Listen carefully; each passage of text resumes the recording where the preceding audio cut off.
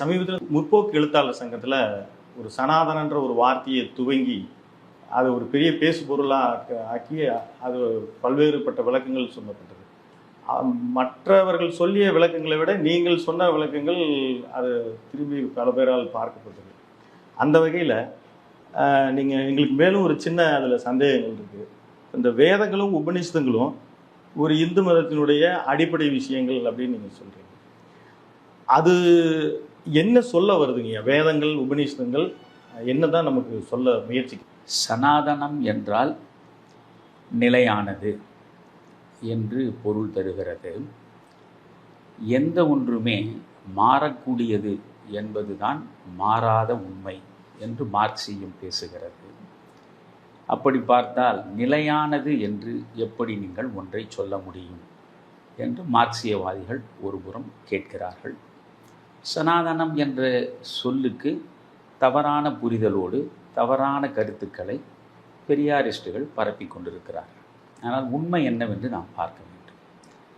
சனாதனம் என்றால் நிலையானது என்றே ஒன்றை வைத்துக்கொள்வோம். இந்த சனாதனம் என்பது வேதங்களையும் உபனிஷதங்களையும் அடித்தளமாக கொண்டு அமைந்திருக்கிறது. இந்த வேதங்களும் உபனிஷதங்களும் எதை பற்றி பேசுகின்றன? அதுதான் முக்கியம். இப்பொழுது வேதங்களில் நீங்கள் ரிக்வேதம், யஜுர்வேதம், சாமவேதம், அதர்வண வேதம் என்று 4 வேதங்கள் இருக்கின்றன. இதில் அதர்வண வேதம் என்பது காலத்தால் மிகவும் பின்னாலே இருப்பது, பின்தங்கியது. பொதுவாகவே வேதங்கள் என்று சொன்னால் ரிக், யஜுர், சாம வேதங்களைத்தான் பரவலாக குறிப்பிடுவார்கள். இந்த வேதங்கள் எந்த காலத்தில் தோன்றியவை என்று யாராலும் அறுதியிட்டு கூற முடியவில்லை. திலகரை போன்றவர்கள் 8000 10,000 ஆண்டுகளுக்கு முன்பே இந்த வேதங்கள் தோன்றி இருக்கின்றன என்றெல்லாம் பேசுகிறார். ஆனால் பொதுவாகவே ஆய்வு அறிஞர்கள் ஒரு 3500 ஆண்டுகளுக்கு முற்பட்டதாக வேதங்களுக்கு அடுத்து உபனிஷதங்கள் இருக்கலாம் என்ற ஒரு கணிப்புக்கு வந்திருக்கிறார். புத்தரை பொறுத்தவரையில் அவர் 2600 ஆண்டுகளுக்கு முன்னாலே வாழ்ந்தவர். கிபி 6ஆம் நூற்றாண்டில் அவர் இருந்தார் என்பதை பரவலாக அனைவரும் ஒப்புக்கொள்கின்றனர். அப்படி என்றால் புத்தர் வாழ்ந்த காலம் 2600 ஆண்டுகளுக்கு முன்பு. புத்தருக்கு முன்பே உபனிஷதங்கள் இருந்திருக்கின்றன. அந்த உபனிஷத கருத்துக்களில் பலவற்றை அவர் மறுக்கிறார், சிலவற்றை அவர் ஏற்கிறார். எனவே இவரை வைத்து கொண்டு பார்க்கிற பொழுதே 3000 ஆண்டுகளுக்கு முற்பட்டதாக வேதங்களும் உபனிஷதங்களும் இருப்பதற்கான வாய்ப்பை நம்மாலே உணர முடிகிறது. வேதங்களில் பொதுவாக முதல் வேதம் ரிக்வேதம் என்கிறது. அது முழுக்க பிரார்த்தனை பாடல்கள், ஹிம்ஸ் என்று ஆங்கிலத்திலே சொல்கிறோம். பிரார்த்தனை பாடல்கள் தான். என்னை நன்றாக வைத்திரு, என் பிள்ளையை நன்றாக வைத்திரு, என்னிடம் இருக்கக்கூடிய உடைமைகளை எல்லாம் எந்த அழிவும் இல்லாமல் பாதுகாத்து கொடு என்று தன்னளவில் திரும்ப திரும்ப திரும்ப பிரார்த்திக்கக்கூடிய பிரார்த்தனை பாடல்கள் தான் ரிக்வேதத்தில் அதிகமாக காணப்படுகின்றன. இந்த பிரார்த்தனை பாடல்களை பொறுத்தவரையில் பிரம்மம் என்பது குறித்தோ அல்லது முழுமுதற் கடவுள் என்பது குறித்தோ மதம் என்பது குறித்தோ எந்த கருத்தையும் உங்களாலே பெரிதாக பார்க்க முடியாது. புரிகிறதா? அப்படி எதுவும் பார்க்க முடியாது. அதாவது முதலில் தோன்றிய அந்த வேதங்கள் எப்பொழுதுமே பதஞ்சலி யோக சூத்திரம் அழகாக சொல்லும். மனித மனத்தின் உணர்வுகள் 3 அடிப்படைகளை கொண்டு இயங்குகின்றன. ஒன்று மகிழ்ச்சி, இன்னொன்று வெறுப்பு, 3வது அச்சம். நீங்கள் எத்தனை உணர்வு அலைகள் உங்களை அலைக்கடித்தாலும் இந்த 3க்குள்ளே தான் அவை இருக்கும். அதிலும் அச்சம் மிக முக்கியமானது. பிறப்பிலிருந்து இறப்பு வரையில் மனிதனை அலைக்கழிக்கக்கூடிய மிக முக்கியமான உணர்வு அச்ச உணர்வு தான். அன்றைக்கு இயற்கையின் சீற்றங்களால் பாதிக்கப்படுகிற நிலையில் நெருப்பை பார்த்தால் அச்சம், வெள்ளத்தை பார்த்தால் அச்சம்.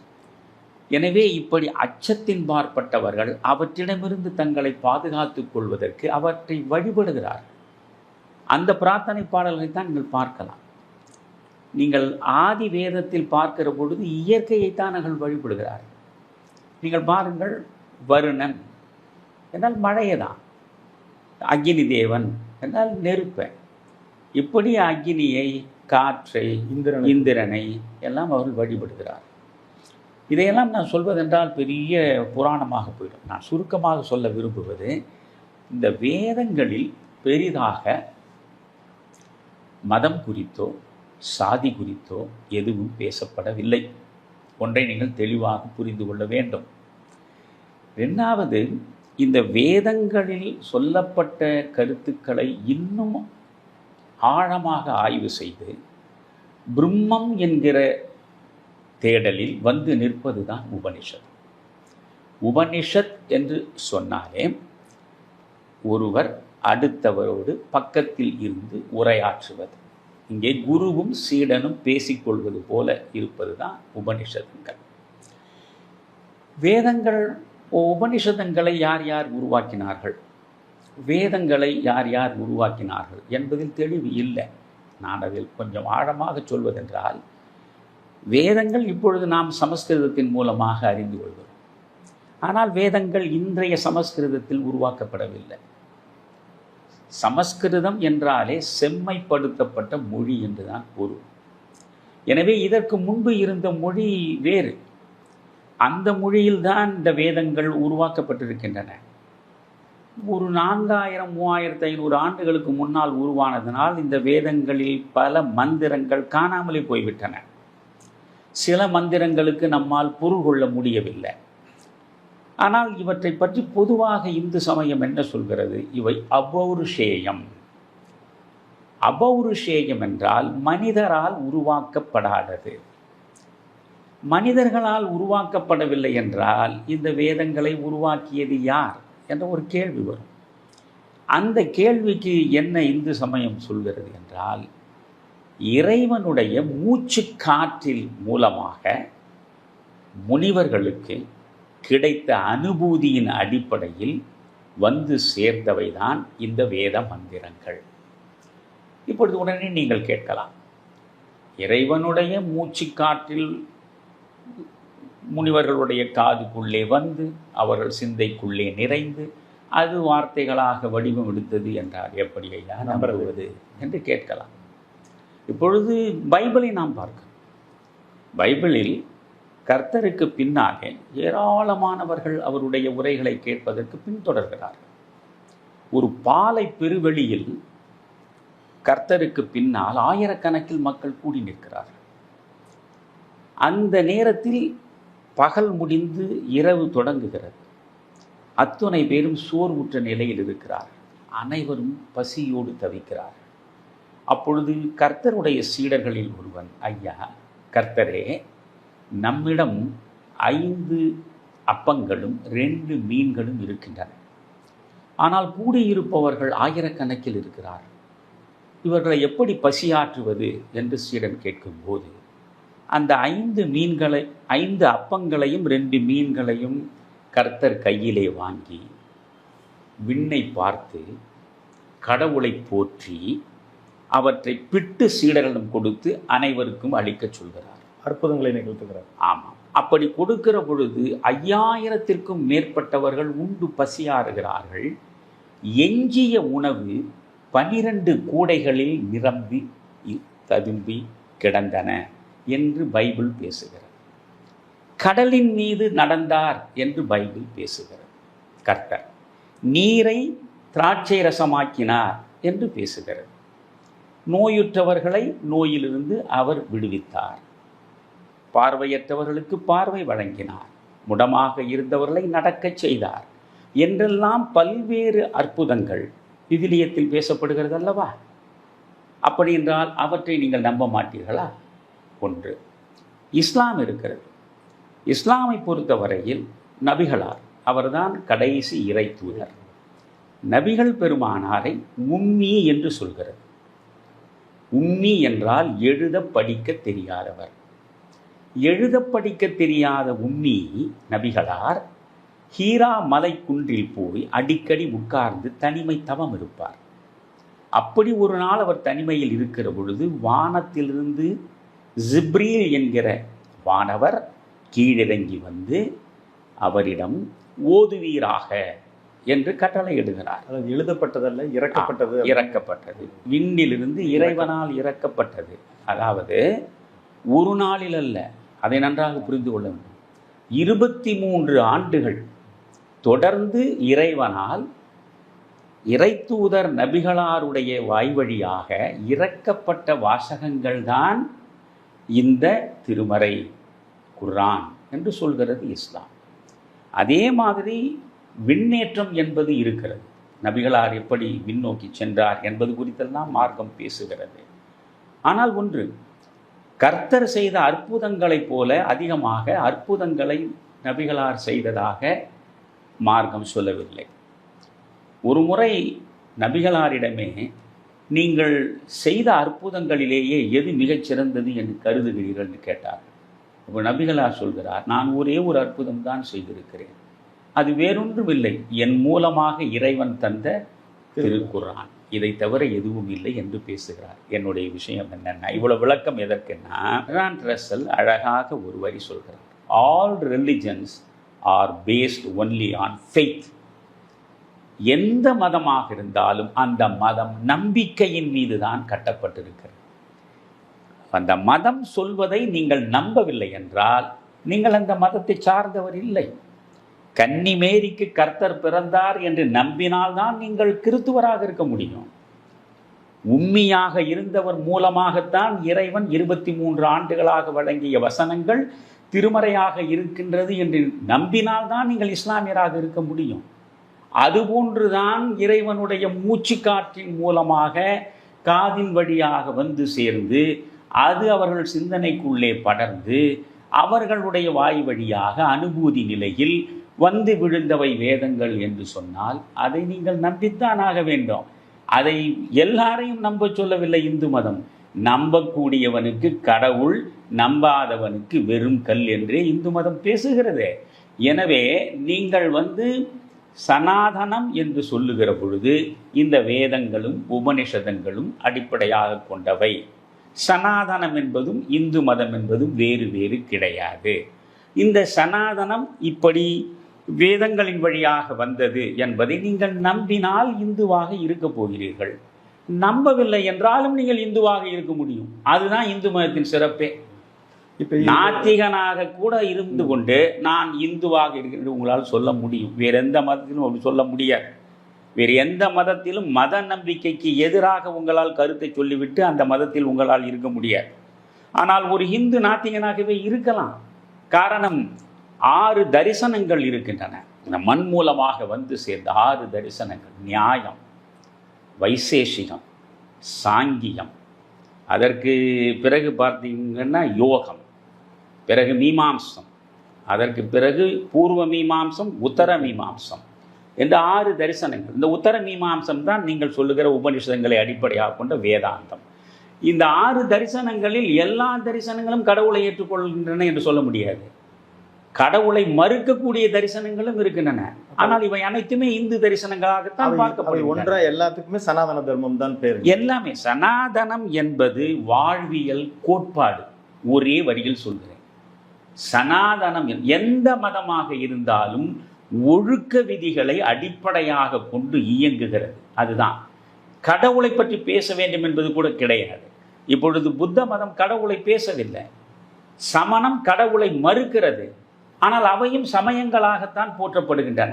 காரணம், அவற்றுக்கென்று கோட்பாடுகள் இருக்கின்றன, ஒழுக்க விதிகள் இருக்கின்றன. எனவே இந்து மதத்தில் சனாதனம் என்றால் அற ஒழுக்கங்களை வலியுறுத்தக்கூடிய வாழ்வியல் அமைப்பு. இந்த உபனிஷதங்களை பற்றி நீங்கள் கேட்டீர்கள். உபனிஷதங்கள் எதை சொல்கின்றன? 108 உபனிஷதங்கள் இருக்கின்றன. இவற்றுள் 14 உபனிஷதங்கள் மிகவும் புகழ்பெற்றவை. 14 உபனிஷதங்களையும் நான் படித்திருக்கிறேன். இந்த 14 உபனிஷதங்களும் ஒரே செய்தியை தான் சொல்கின்றன. என்ன தெரியுமா? பிரம்மம் என்ற ஒன்று, அதுதான் இறைவன். பல கடவுள்களை பேசவில்லை உபனிஷதங்கள். ஆனால் பல கடவுள் உருவ வழிபாடையும் சில உபனிஷதங்கள் ஏற்றுக்கொள்கின்றன, அருவ வழிபாடையும் ஏற்றுக்கொள்கிறது. எல்லாவற்றுக்குமே இங்கே இடம் உண்டு. புரிகிறதா? இது என்ன சொல்றது? இறைவனிடமிருந்து வந்தவன் மீண்டும் அந்த இறைவனிடம் நீ சென்று சேர வேண்டும். இறைவனிடம் இருந்து வந்த நீ உன் இதயத்திலேயே இறைவன் ஆன்மாவாக இருக்கிறான். உன் புறப்பற்றுகளை விட்டுவிட்டு அகத்திற்குள்ளே போய் அகத்தேடல் நடத்தி ஆன்ம விழிப்பை அடைகிற பொழுது இறைவன் உன்னுள் இருப்பதை உன்னாலே கண்டெடுக்க முடியும். நீயே கடவுளாகிவிடவும் முடியும்.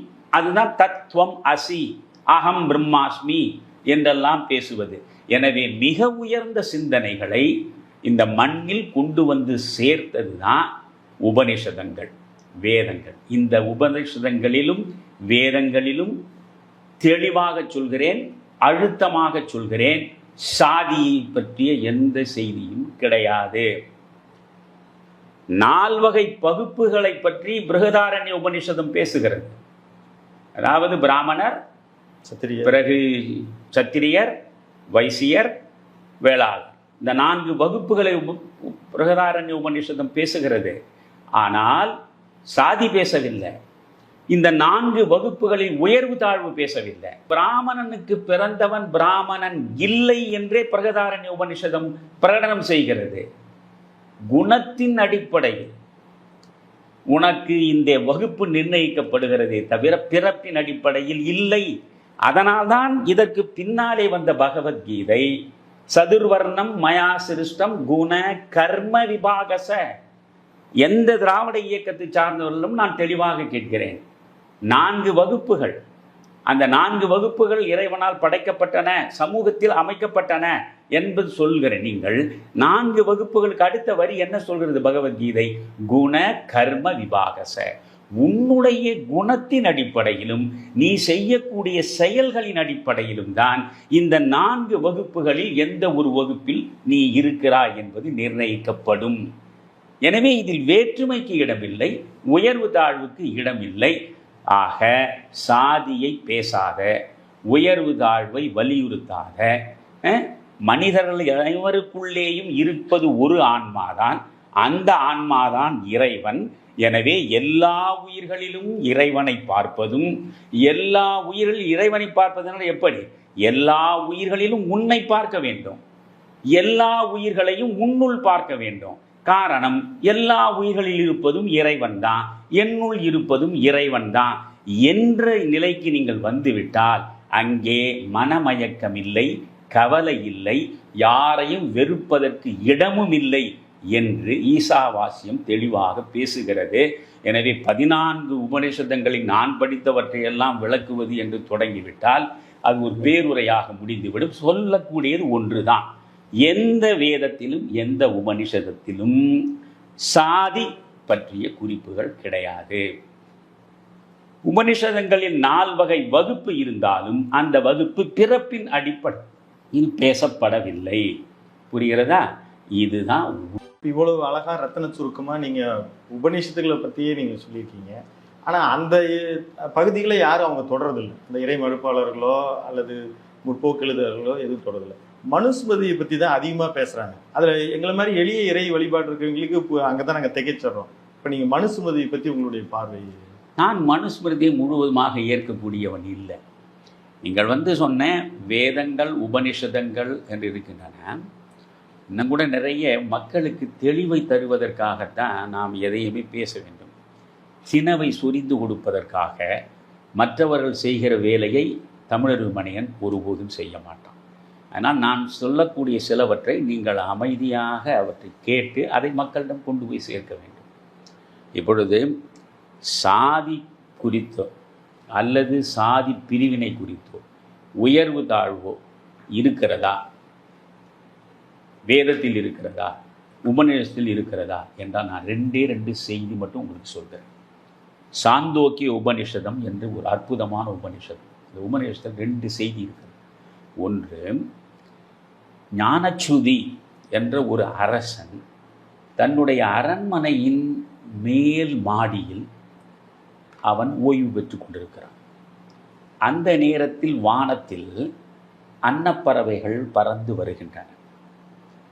அவற்றுள் ஒரு அன்னப்பறவை இன்னொரு பறவையை பார்த்து சொல்கிறது, ஞானச்சுருதி அங்கே மாடியில் மேற்புறத்தில் நிற்கிறார், அவரை நெருங்கி நீ பறக்காதே என்கிறது. ஏன் என்று கேட்கிறது இந்த அன்னம். அவருடைய புகழ் ஒளி விண் முழுவதும் பரவி கிடக்கிறது. அந்த ஒளிப்பட்ட நீ கரிந்து சாம்பலாகி விடுவார். அதனால் கொஞ்சம் விலகியே நீ பறக்கப்பார் என்கிறது.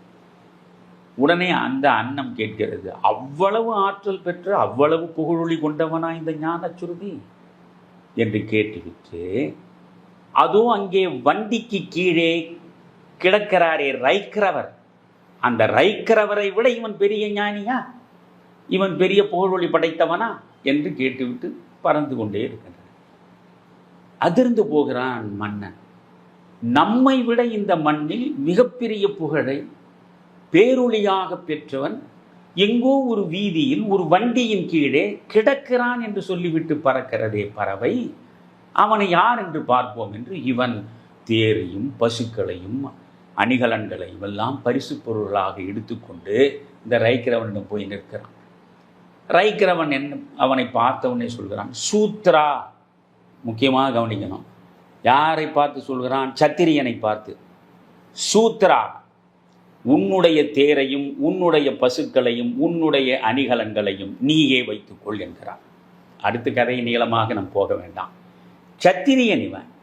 இவனை ரைக்கிறவன் என்னவென்று சொல்கிறான்? சூத்ரா என்கிறான். ஏன் சூத்ரா என்கிறான் என்றால், சூக் பிளஸ் த்ர கூட்டினால் சூத்ரா. சூக் என்றால் சோகம், த்ர என்றால் ஓடி வருவது. சோகத்தின் வயப்பட்டு ஓடி வரக்கூடியவன் யாரோ அவன் சூத்திரன். நீ ஒரு சோகத்திற்கு ஆட்பட்டு என்னை தேடி ஓடி வந்திருக்கிறாய், அதனால் சூத்ரா என்றான். அங்கே ஜாதி பேசப்படவே இல்லை. சூத்திரன் என்றால் ஜாதி என்பது அதில் காணவே காணும். இது சாந்தோக்கிய உபநிஷத்தில்.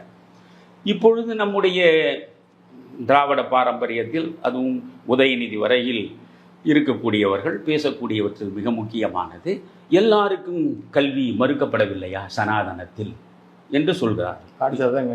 அதுதான் மிக முக்கியமாக பார்க்கணும். கல்வி எல்லாருக்கும் மறுக்கப்பட்டதா? பெண்களுக்கு கல்வி தரப்பட்டதா? பெண்ணடிமை போற்றப்படவில்லையா? இத்தனை கேள்விகளுக்கும் பதில் இருக்கிறது. முதலில் பெண்களுக்கு கல்வி கிடைத்ததா என்று கேட்டால், முதல் வேதமே ரிக்வேதம் தான். அதில் 4 வேதங்கள். ரிக்வேதத்தில் மட்டுமே 20க்கு மேற்பட்ட பெண் புலவர்கள் பாடிய பாடல்கள் இருக்கின்றன. பெண்ணே மந்திரங்களை எழுதக்கூடிய அளவுக்கு 20 பேருக்கு மேல் இருந்திருக்கிறார்கள் என்றால், அப்பொழுது பெண் கல்வி இருந்ததா இல்லையா? நீங்கள் தான் முடிவுக்கு வரணும். புரிகிறதா? ஜனகனுடைய அரண்மனைக்குள் அடிக்கடி சமயவாதங்களை நிகழ்த்த வைப்பான். சமய பேரறிஞர்களை எல்லாம் வரவழைத்து. அந்த காலத்தில் மிகப்பெரிய சிந்தனையாளனாக போற்றப்பட்டவர் யாக்ஞவல்கியர். பிரகதாரண்ய உபநிடதத்தில் பெரும்பகுதி அவருடைய சொற்களாகத்தான் இருக்கும். அந்த யாக்ஞவல்கியர் என்கிற மகத்தான சிந்தனையாளனுக்கு எதிராக வாத போர் நிகழ்த்தியவள் கார்கி என்கிற பெண். எனவே வேத காலத்தில் கல்வி மறுக்கப்பட்டது பெண்ணுக்கு என்று சொல்வதில் எவ்வளவு பொய் இருக்கிறது என்று பார்க்க வேண்டும். ஒன்று, அங்கே எல்லாருக்கும் கல்வி கிடைத்ததா என்று கேட்கிறீர்கள். அதற்கு ஒரு அழகான சம்பவம் சாந்தோக்கிய உபநிடத்திலே இருக்கிறது. அங்கே சத்தியகாமன் என்று ஒரு சிறுவன். அந்த சத்தியகாமன் என்ற சிறுவன் ஒரு நாள் புகழ்பெற்ற கௌதம முனிவருடைய ஆசிரமத்தை பார்க்கிறார். அங்கே குருகுலம் நடக்கிறது. பிள்ளைகள் எல்லாம் கல்வியை கற்கிறார். தானும் கல்வியை பெற வேண்டும் என்ற தாகத்தோடு இவன் கௌதமரிடம் போய் நிற்கிறான். கௌதமர் அவனை பார்த்து கேட்கிறார், தம்பி, உன்னுடைய தந்தை யார்? தாய் தந்தை யார் என்று கேட்பதில் ஒரு தவறும் இல்லையே, உன் தந்தை யார்? அப்பொழுது இவன் யோசிக்கிறான், நம்முடைய தந்தை குறித்து நம் தாய் இதுவரை எதையும் சொன்னதில்லையே, எனக்கு தெரியாது என்றான். உன் தாய்க்கு தெரிந்திருக்கும், நீ போய் உன் தாயிடம் கேட்டுவிட்டு வா, பிறகு உன்னை குருகுலத்தில் சேர்த்துக்கொள்ள நான் முடிவு செய்கிறேன் என்றார். இந்த சத்தியகாமன் தன்னுடைய தாயிடம் வந்தார். அவள் பெயர் ஜாபாலி. அம்மா, நான் இந்த கௌதமருடைய குருகுலத்தில் சேர விரும்பினேன். உன் தந்தையின் பெயர் தெரியுமா என்று கேட்டார். இன்று வரை தந்தையின் பெயரை நீ சொன்னதே இல்லையே தாயே, என் தந்தை யார் என்று கேட்கிறான். ஜாபாலி சொல்கிறார், மகனே, ஏழ்மை நிலையில் நம் வாழ்வு நடக்கிறது. நான் பல வீடுகளில் பணிப்பெண்ணாகவே இருந்திருக்கிறேன். இப்படி பல வீடுகளில் பணிப்பெண்ணாக இருந்தபோது யாரோ ஒருவன் மூலமாக நீ பிறந்திருக்கிறாய். அதை எவ்வளவு இடக்கரடக்கலாக அந்த சாந்தோக்கிய உபநிடதம் சொல்கிறது என்று பார்க்க வேண்டும். யாரோ ஒருவன் மூலம் நீ பிறந்திருக்கிறாய், அதனால் நீ யாருக்கு பிறந்தாய் என்றே எனக்கு தெரியவில்லை மகனே. அதனால் உன் தந்தை யார் என்று என்னால் சொல்ல இயலவில்லை.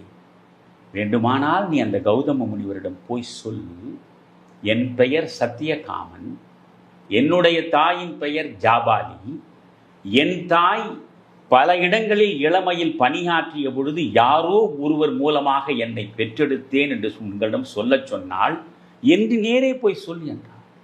அதை அப்படியே வந்து அவன் சொல்கிறான். கௌதமர் பார்க்கிறார், குருகுலத்தில் இருந்து கல்வி கற்பதற்கு சகல தகுதியும் உள்ளவன் நீ. காரணம், உண்மையின் வழிபட்டு உன் வார்த்தைகள் வந்திருக்கின்றன. உன் தாயும் பொய்யுரைக்கவில்லை, வெட்கமுற்று நீயும் அதை மறைக்கவில்லை. எது நடந்ததோ நடந்ததை நடந்தபடி சொல்லக்கூடிய வாய்மையின் வழியாக நிற்பதை விட உயர்குணம் எதுவும் கிடையாது. நீ இந்த குருகுலத்தில் கல்வியை கற்கலாம் என்று கேட்டுக்கொண்டானே. அப்படி என்றால் நீங்கள் ஒவ்வொரு உபனிஷதமும் என்ன சொல்கிறது? உங்களுடைய குணத்தின் அடிப்படையில், உங்கள் பண்பின் அடிப்படையிலே தான் உயர்வு தாழ்வு என்று பேசுகிற நிலையில் இங்கே கல்வி மறுக்கப்பட்டிருக்கிறதா? ஜாதி பார்க்கப்பட்டிருக்கிறதா? எதுவுமே கிடையாது. அந்த மாதிரி உயர்வு தாழ்வுகள் அப்போது இல்லாத போது எப்பொழுதுதான் தமிழக இந்த மனுஸ்மிருதி, முதல்ல மனுஸ்மிருதி தான். அதாவது நீங்கள் இதை இன்னும் ஆழமாக பார்க்க வேண்டும். இப்போ மனுஸ்மிருதியை பற்றி பேசுகிறோம். அதிலேயே கூட 3 மனுக்கள் இருந்தார்கள் என்றெல்லாம் பேசுகிறார். 5 பேர் இருந்ததான் சொல்கிறோம். அதற்கு எண்ணிக்கை தேவையா? ஆனால் நாம் இப்பொழுது இந்த மனுஸ்மிருதியை இயற்றியவர் என்று சொல்லப்படுகிற பரவலாக இப்பொழுது உள்ள மனுஸ்மிருதி நம்முடைய மரியாதைக்குரிய நம்முடைய பேராசிரியர், விடுதலை ஆசிரியர் வீரமணி அவர்கள், அவரே 1919 வெளியிடப்பட்ட அந்த மனுஸ்மிருதியை அசல் மனுஸ்மிருதி என்ற தலைப்பில் திராவிடர் கழகத்தின் மூலமாக வெளியிட்டிருக்கிறார். அதையும் நான் படித்திருக்கிறேன். அதில் எதையும் மாற்றாமல் உள்ளது உள்ளபடி அவர் அப்படியே கொடுத்திருக்கிறார். உண்மையில் அவரை நான் பாராட்டுகிறேன். இந்த மனுஸ்மிருதி வந்த காலத்தை பார்த்தால் கிமு 150 கிபி 100 இடைப்பட்ட காலத்தில் தான் இந்த மனு இதை உருவாக்கி இருக்கிறார். அப்படி என்றால் இது அதிகபட்சம் நீங்கள் பார்த்தால் ஒரு 1000 ஆண்டுகளுக்கு முன்னாலே தான். வேதங்களும் உபனிஷதங்களும் பார்த்தால் 3500 ஆண்டுகளுக்கு முன்னாலே. இடைப்பட்ட 2000 ஆண்டுகளுக்குள் எவ்வளவு மாற்றங்கள் என்னென்னவோ நடந்திருக்கும். இந்த மனுஸ்மிருதி வந்தது இந்த கிமு 150 கிபி 100 தான். அந்த நேரத்தை நீங்கள் பார்த்தால் பிராமணர்கள் செல்வாக்கு. புஷ்யமித்திரன் என்கிற ஒரு பிராமணன் மௌரிய சாம்ராஜ்யத்திற்கு எதிராக போர்க்கோலம் பூண்டு மௌரிய சாம்ராஜ்யத்தை அழித்து விடுகிறான். மௌரியர்கள் ஆட்சியில் புத்த மதம் செழித்தோங்கியது. புரியுதா உங்களுக்கு? அந்த புத்த மதத்தின் செல்வாக்கை முற்றாக அழித்து, வேத மதம் என்றால் என்ன? அதுதான் இப்போ இந்து மதம்னு சொல்கிறோம். அதுதான் வேதங்களை அடிப்படையாக கொண்டதால் அது வேத மதம், வைதீக மதம்.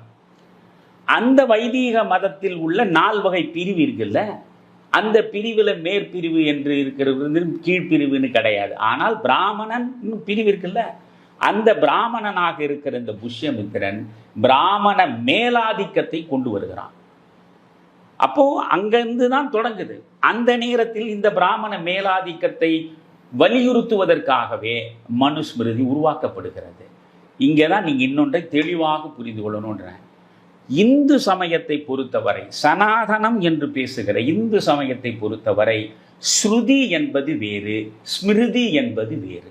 ஸ்ருதி என்பது நிலையானது. ஏன் நிலையானது என்றால், நிலையான உண்மைகளை பேசுவது. இறைவன், மக்கள், உயிர், உலகம், கடவுள், உயிர், உலகம் என்றும் நிலையாக இருக்கும். கடவுளை நம்பக்கூடியவனுக்கு. நம்பாதவனை பற்றி இங்கு கேள்வியே கிடையாது. கடவுளை நம்பக்கூடியவனுக்கு எல்லா காலங்களிலும் கடவுள் பேசப்படுவார். கடவுளாலே தான் உலகம் படைக்கப்பட்டது என்று அவன் நினைப்பான். அந்த கடவுளாலே தான் உயிர்கள் உருவாக்கப்பட்டன என்று முடிவுக்கு வருவான். ஆக எத்தனை யுகங்கள் கடந்தாலும் இதுதான் அடிப்படை உண்மை. இந்த அடிப்படை உண்மைகளை கொண்டிருப்பது தான் சனாதனம். அதனால் அது நிலையானது என்று பேசுகிறோம். இதை நிலையாக எந்த காலத்திற்கும் பொருந்தக்கூடிய வாழ்வியல் கோட்பாடுகள் அடிப்படையாக இருக்கிறதே, அதற்கு பெயர் தான் ஸ்ருதி. அது காற்றின் மூலமாக கடவுளிடமிருந்து வந்த செய்தி என்று பிரிக்கிறார்கள். ஸ்மிருதி என்பது அந்தந்த காலத்து சமுதாயத்தின் சட்ட திட்டங்கள். இப்போ இன்னைக்கு நமக்கு ஒரு கான்ஸ்டிடியூஷன் இல்லையா? வெள்ளைக்காரன் காலத்தில் இருந்தது அப்படியே அத்தனையும் நம்ம இப்போ பின்பற்றுறோமா? அதிலிருந்து நாம் நமக்கு வேண்டிய அளவுக்கு மாற்றம் உருவாக்கவில்லையா? ஒரு காலத்தில் கோயிலுக்குள்ளேயே தாழ்த்தப்பட்டவர்கள் செல்லக்கூடாது, இப்பொழுது நாம் பட்டியல் வகுப்பை சார்ந்தவர்கள் பேசுகிறோம், அவர்கள் செல்லவே கூடாது என்று இருந்ததே, அதை இன்றைக்கு முற்றிலுமாக மாற்றி அனைவரும் கோவிலுக்கு செல்ல வேண்டும் என்ற சூழலை அண்ணல் அம்பேத்கர் மூலமாக உருவான அந்த சட்டத்தில் நாம் கொண்டு வரவில்லையா? காலச்சூழலுக்கு ஏற்ப சமூக மாற்றங்கள் நிகழ்ந்து கொண்டே இருக்கும். அந்த சமூக மாற்றங்களை அவ்வப்பொழுது சொல்வதற்கு பெயர்தான் ஸ்மிருதி. இப்போ ஒருவனுக்கு ஒருத்தி, கற்பு, ஆண் பெண் 2 பேர் மட்டுமே காலம் முழுவதும் ஒருவருக்காக ஒருவர் உயிரை கொடுத்து உருகி உருகி வாழ்வது, பெற்ற தாயையும் தந்தையையும் கடவுளுக்கு நிகராக பேணுவது, அறிவு கொடுத்த ஆசானை நெஞ்சில் வைத்து போற்றுவது, இவையெல்லாம் எல்லா காலத்துக்கும் பொருந்தக்கூடியது தானே? இப்படி எல்லா காலத்துக்கும் பொருந்தக்கூடிய தர்ம நியாயங்களை பேசுவது தான் ஸ்ருதி. சூழலுக்கு ஏற்றாற்போல் சமூக அமைப்பின் கட்டுமானம் மாற மாற அதற்கு ஏற்றாற்போல் வடிவம் கொள்ளக்கூடியது தான் ஸ்மிருதி. எனவே இந்த மனுஸ்மிருதியை வைத்துக்கொண்டு பேசக்கூடாது. மிக முக்கியமான செய்தி உங்களுக்கு நான் சொல்கிறேன். இந்த ரிக்வேதத்தில் ஜாதி இல்லைன்னு சொன்னேன், வகுப்பு இல்லைன்னு. வகுப்பு பேசப்படலை.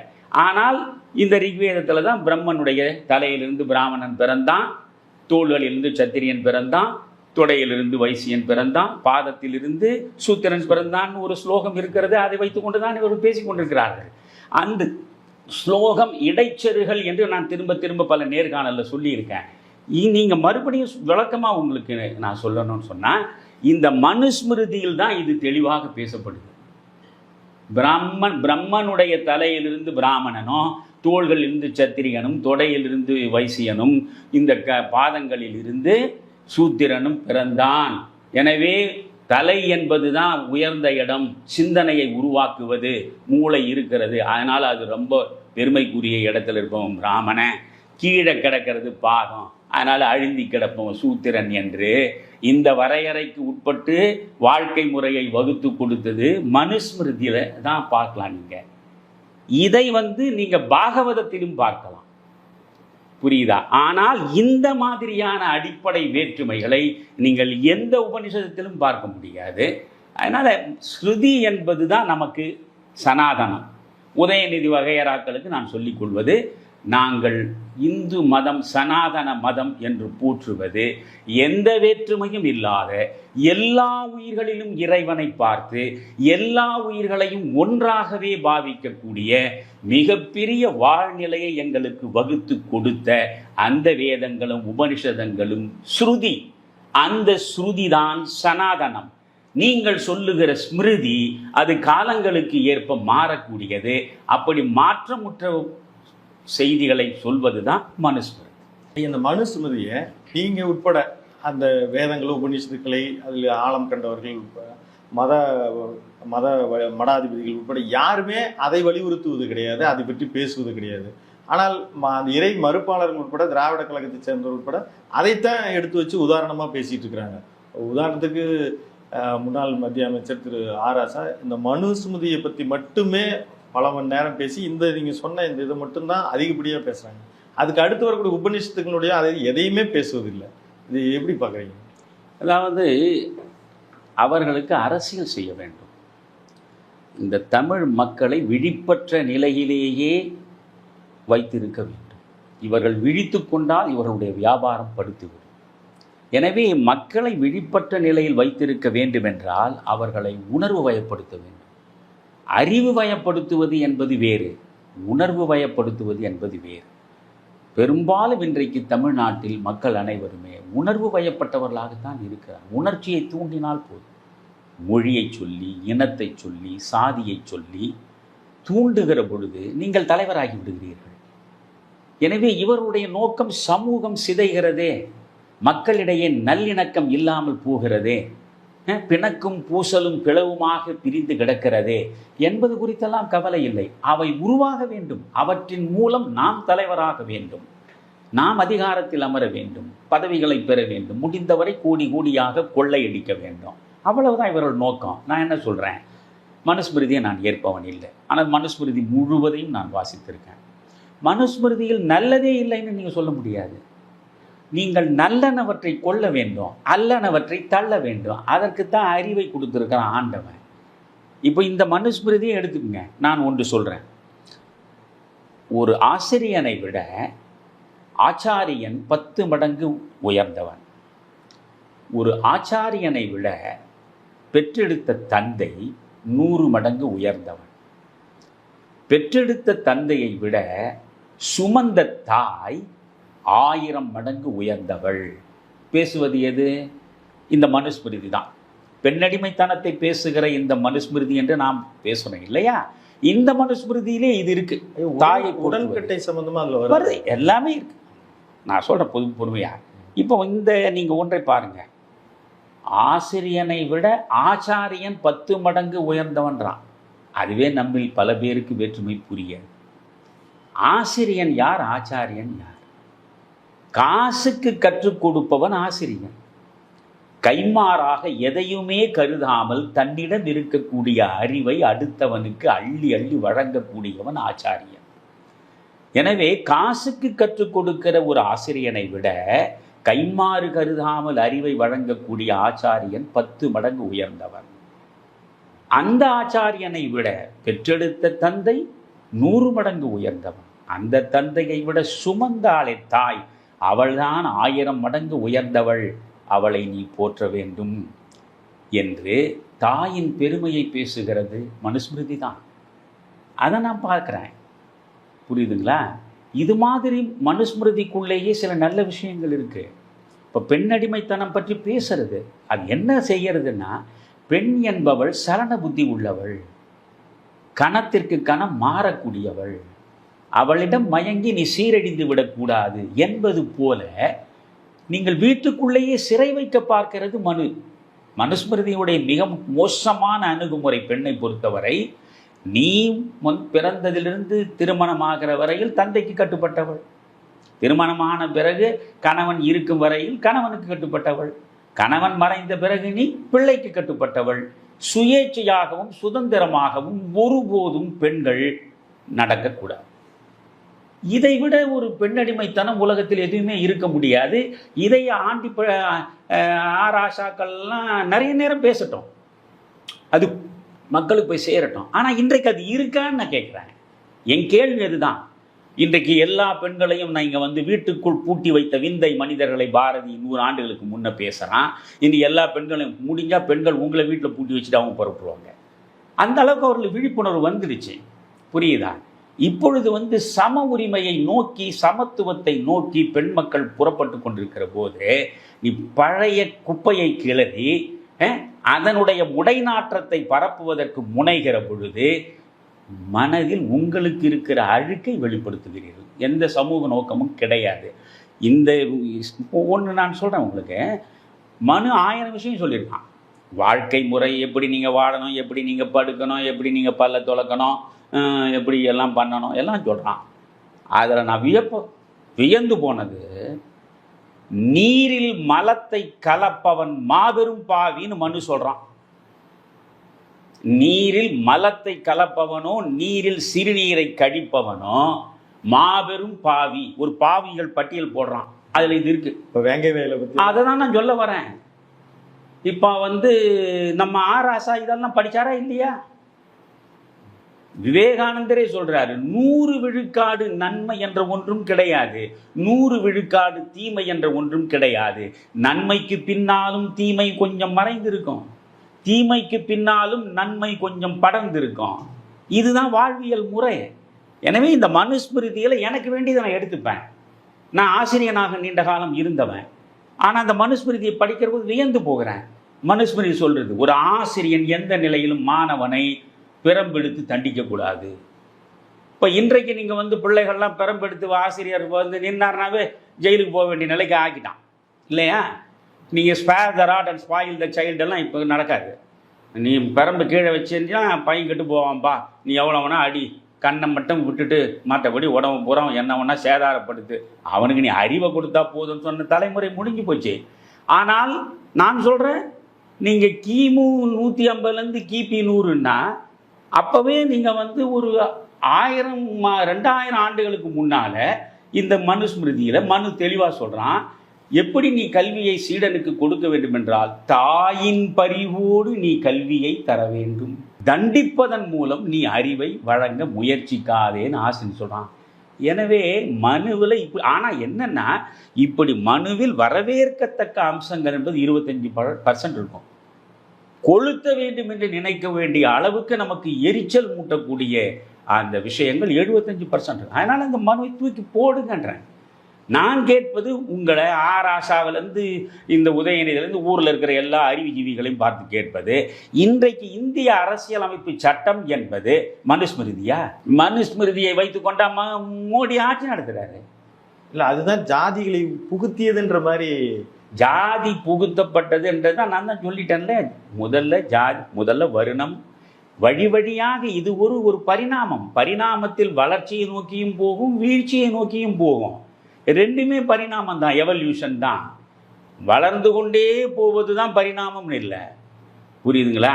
இப்போ வந்து நம்ம சாதாரண குரங்கிலிருந்து மனிதனாக வருவதும் பரிணாமம் தான். மனிதன் மறுபடியும் குரங்காக போகிறதுக்கு முயற்சி எடுப்பதும் பரிணாமம் தான். இப்போ நம்ம அந்த 2வது முயற்சியை தான் நம்ம எல்லாரும் செஞ்சுன்னு இருக்கிறோம். நான் என்ன இப்போ உங்களுக்கு சொல்கிறேன்னா, சாதியை பற்றி பார்த்தீங்கன்னா நம்ம பாரதி சொல்கிறது தான் நம்ம ஜாதி. என்ன ஜாதி? தமிழச் சாதி. தமிழச் சாதின்ற வார்த்தையை அவனை தவிர எவனும் பயன்படுத்தலையா? சாதிகள் 2 வேறில்லைன்னு அவ்வை சொல்கிறா இல்லையா? அதில் வந்து இந்த ஜாதிகளை எல்லாம் அவுப்பு சொல்லலையே. கொடுப்பவன் உயர்ந்தவன், கொடுக்க மறுப்பவன் தாழ்ந்தவன், இப்படி தான் ஜாதியை பார்க்கணும். இல்லை ஆண் ஜாதி பெண் ஜாதி இப்படி நீ ஜாதி பாரு. இங்கே என்ன சொல்கிறான்? உலகத்தில் 1000 இனங்கள் இருக்கின்றன, என்னுடைய தமிழ் இனம் தமிழச் சாதி அப்படின்னு பாரதி சொல்கிறான். நான் மீண்டும் மீண்டும் கேட்பது தான், பெரியார் காலத்திலிருந்து இன்று வரையில் நீங்கள் அசைக்க முடியாத பெரியார் மண் இது அப்படின்னு நீங்கள் புறநானூற்று போர் வீரர்களாக புறப்பட்டு போர் பிரகடனம் வாசிக்கிறீங்களே, நான் உங்களை திரும்ப திரும்ப கேட்கிறது தான், இன்று வரையில் சாதி அடையாளத்தை மீறி தமிழச் சாதி என்கிற ஒரே அடையாளத்தோடு நம்முடைய தமிழ் மக்களை வாழ வைத்திருக்கிறீர்களா? மனதை மாற்றி இருக்கிறீர்களா? சாதியை முழுவதுமாக வேரோடு நீங்கள் வெட்டி எறிந்திருக்கிறீர்களா? ஒன்றுமே சாதிக்கலையே. நான் கல்லூரியில் படித்த பொழுது என் உடன் இருந்த சகமானவன் என்ன சாதியன்னு எனக்கு தெரியாது, புரியுறதா? சாதியே தெரியாமல் தான் என்னுடைய இளமை பருவத்தில், என் இளமை பருவத்தில்னா ஒரு 50 ஆண்டுகளுக்கு முன்னால எந்த மாணவனும் சகமானவனின் சாதி பற்றி கேட்க மாட்டான், சாதி பார்த்தும் பழக மாட்டான். இப்படி இருக்கும்போது தமிழகத்தில் இந்த ஜாதி சொல்றேன் இன்றைக்கு வந்து சாதிக்கு அடையாளம் காட்டுவதற்கு கல்லூரியில் கயிறு கட்டிக்கிறான். ஒரு குறிப்பிட்ட கயிறை கட்டினால் இந்த கயிறு கட்டியவனெல்லாம் இந்த சாதி, இந்த கயிறு கட்டியிருந்தால் இவன் இந்த சாதி என்று இவர்கள் அடையாளப்படுத்தி கொண்டு ஒரு சாதிக்குழு இன்னொரு சாதிக்குழுவோடு முட்டலும் மோதலுமாக மாணவ பருவத்திலேயே நிற்கக்கூடிய நிலை எப்பொழுது வந்தது? உங்க பெரியார் மண்ணில் நீங்கள் 100 ஆண்டு காலம் சாதித்த சாதனைகளுக்கு பிறகுதான் இப்பொழுது கீழ்மட்டம் வரையில், பள்ளிக்கூடம் வரையில் சாதி போய் சேர்ந்திருக்கிறது.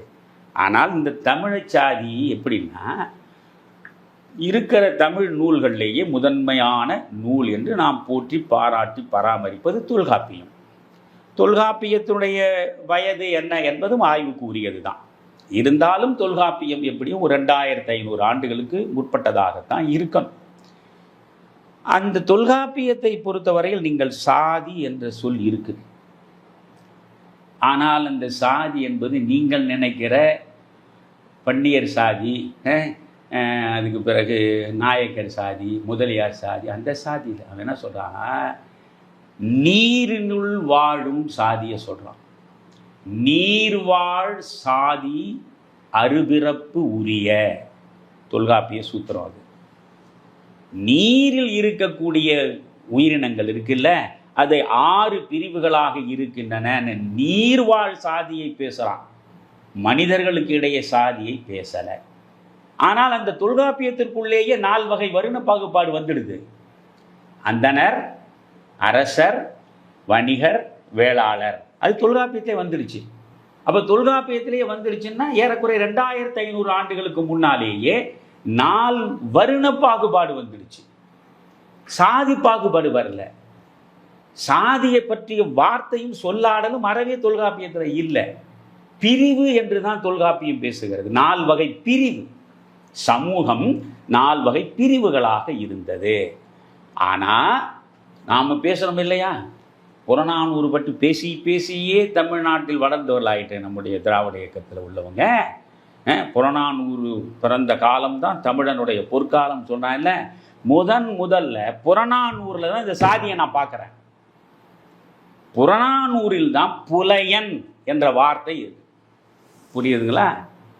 வேணும்னா அவர்களுக்கு புறநானூறு எந்த பாடல் உட்பட எல்லாவற்றையும் நான் கொடுக்க தயார். புலையன் என்ற வார்த்தை புறநானூரில் இருக்கு. இன்னொரு பாடலில் பார்த்தீங்கன்னா புலையன் இழிசினன் அப்படின்னு ஒரு பதப்பிரயோகம். புலையன் இழிசினன் என்றால் இழிந்தவன். அப்போ சாதி வந்துடுச்சு. அந்த சாதியில் உயர் சாதி, தாழ் சாதின்ற பிரிவு வந்துடுச்சு. அப்போ அங்கிருந்து புறப்பட்டு பார்த்தீங்கன்னா சாதி கொஞ்சம் கொஞ்சமாக வேரூன்றி இந்த சாதியை வைத்துக்கொண்டே ஆதாயம் தேட வேண்டும், ஆதிக்கம் செலுத்த வேண்டும் என்று நினைத்த மனிதர்களுடைய கருத்து போன பிறகு, கருத்தே முழுவதும் கருத்து போன பிறகு இந்த சாதி இன்று வரை வேரூன்றி கிடைக்க தவிர இதற்கும் சனாதனத்துக்கும் எந்த சம்பந்தமும் கிடையாது.